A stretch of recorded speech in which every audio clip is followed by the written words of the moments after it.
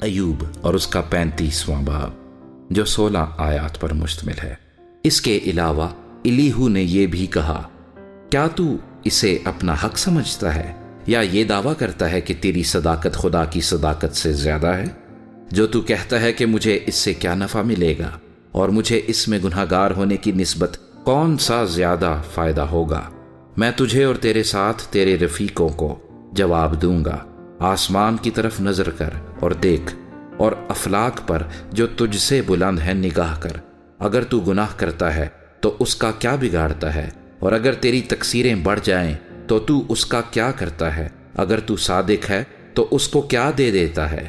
یا اسے تیرے ہاتھ سے کیا مل جاتا ہے؟ تیری شرارت تجھ جیسے آدمی کے لیے ہے اور تیری صداقت آدم زاد کے لیے۔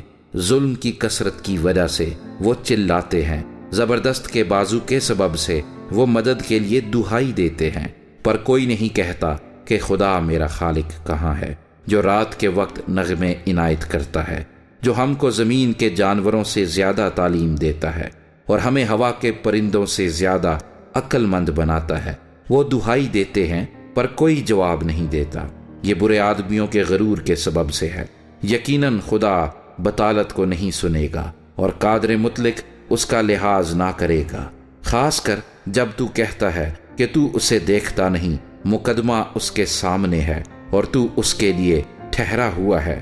پر اب چونکہ اس نے اپنے غضب میں سزا نہ دی اور وہ غرور کا زیادہ خیال نہیں کرتا، اس لیے ایوب خود بینی کے سبب سے اپنا منہ کھولتا ہے اور نادانی سے باتیں بناتا ہے۔